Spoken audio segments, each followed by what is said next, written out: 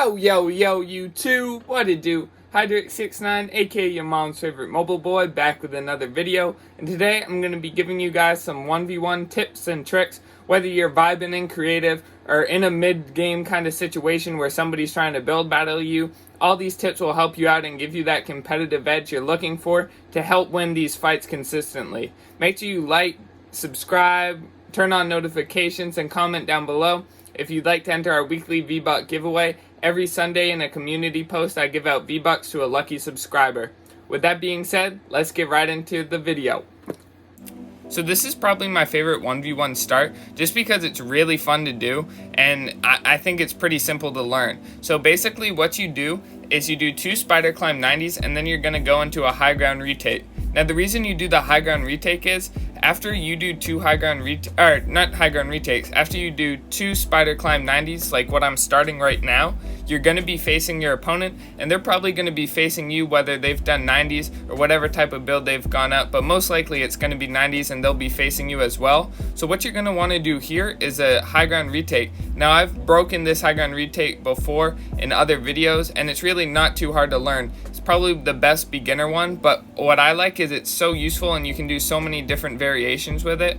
And you can see you just go, they'll think you're gonna go either behind them, or you can just bust out the side. So you could go the way I did, diagonal, or just keep going off again on the side.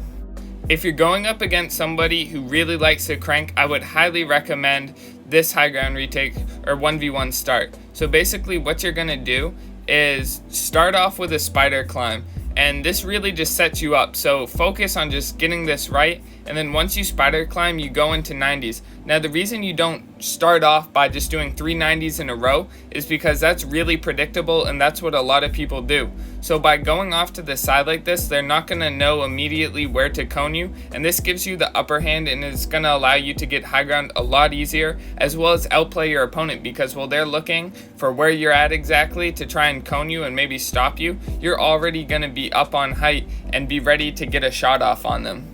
Some key tips when working on your 1v1 starts: make sure you really have your 90s down from off the jump. You can crank really fast once you've done one or so, but just getting that first one down is really key to setting you up to have a good 1v1. So practice just doing that first one over and over again, as well as the spider climb, because these are going to be key in having muscle memory down to get up really quickly.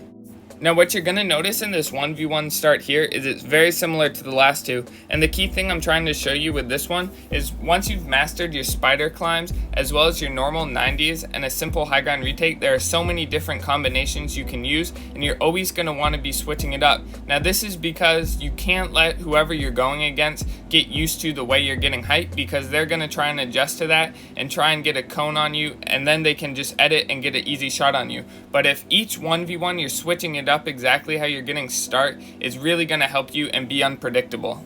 So right here I'm just showing a really good way to block yourself off, and it's super simple to learn. And the reason I like this instead of really like going back and doing way more fancy like high ground retakes and just blocking yourself off is because you really don't need this, especially when you're in a normal game. Maybe you'll need it in creative if you're going up against somebody insane, but for the most part, if you're able to just do this super quickly at full speed sprinting, you're going to be able to block off who's ever shooting you on top. Now what I like to do with this one is basically throw that cone up there and then just 90, crank.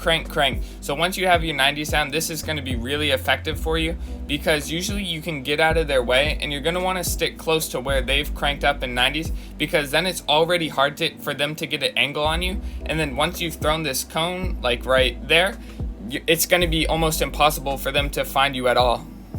Now, last but definitely not least, you guys are going to want to make sure you work on your side jumps. And there's so many different ways to do this. So you can see the way I've done here. And honestly, this is really good, because if somebody watched my beginning tips, they're probably going to think I'm doing a high ground retake and going straight out. But instead you switch around, you turn around, which you could do a high ground retake right here. There's so many possibilities. And that's what I like with these very simple high ground retakes, is it can help keep your opponent off guard and have no idea what you're doing.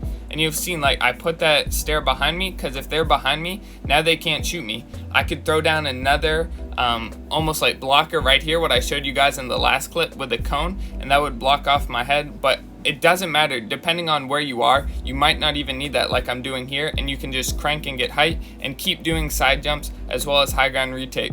Hope this video helped you guys out. Make sure to like and subscribe if it did. Peace!